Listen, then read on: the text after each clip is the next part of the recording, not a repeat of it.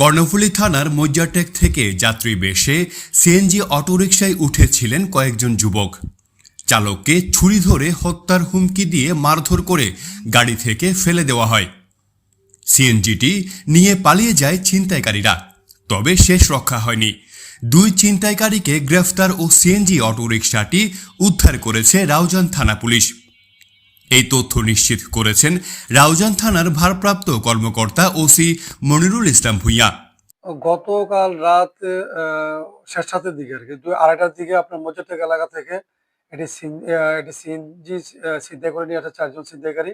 এমন একটা সংবাদ আমাদের কাছে আসে। ওই ছিনতাই করে তারা কাপ্তাই রোড দিয়ে রাঙামাটির দিকে পালাচ্ছে, এরকম একটা সংবাদ আসে। এই সংবাদের সাথে সাথে আমরা আমাদের এই থানা এলাকার বাগবান এলাকাতে আমরা মূল সড়কে চেকপোস্ট বসাই। চেকপোস্টে আমরা ভোর 6:30টার দিকে আমরা একটি সিএনজি সহ 2জন ছিনতাইকারীকে আটক করতে সমর্থ হই। বৃহস্পতিবার 10 এপ্রিল ভোরে চট্টগ্রাম কাপ্তাই সড়কের বাগওয়ান ইউনিয়নের আজিজ চেয়ারম্যানের বাড়ির সামনে চেকপোস্ট বসিয়ে ছিনতাইকারীকৃত সিএনজি চালিত অটোরিকশাটি উদ্ধার এবং 2 জনকে গ্রেফতার করা হয়। এই সময় ছিনতাইকারী দলের 2 সদস্য পালিয়ে যেতে সক্ষম হয়।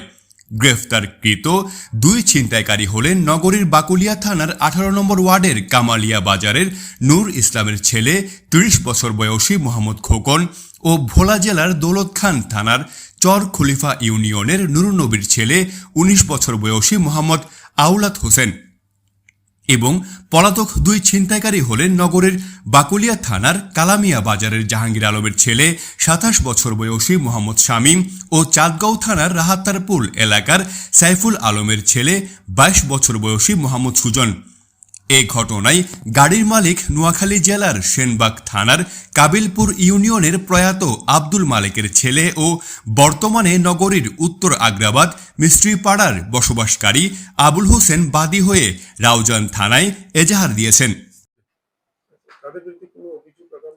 হ্যাঁ, তাদের বিরুদ্ধে নিয়মিত মামলা এজাহার পাওয়া গিয়েছে। আমরা নিয়মিত মামলা রুজু করছি। পূর্বের কোনো মামলা আছে কিনা তাদের বিরুদ্ধে? ইতিপূর্বে এদের বিরুদ্ধে বিভিন্ন ধরনের চুরি ছিনতাই বিভিন্ন ধরনের অভিযোগ আছে। এরা আসলে পেশাদার ছিনতাইকারী এর গ্রুপের সদস্য। তারা সুযোগ পেলে বিভিন্ন জায়গা থেকে ছিনতাই এবং সিএনজি সহকারে বিভিন্ন ধরনের চুরি ছিনতাইয়ের সাথে জড়িত বলে আমরা জানতে পেরেছি। তারা কি স্বীকার করেছে মানে এই ঘটনার সাথে জড়িত? হ্যাঁ, তারা স্বীকার করেছে এবং তাদের 2 জন সহযোগী আসামি পলাতক আছে, তাদের বিষয়ে নাম ঠিকানা প্রকাশ করেছে আমাদের কাছে। ধন্যবাদ।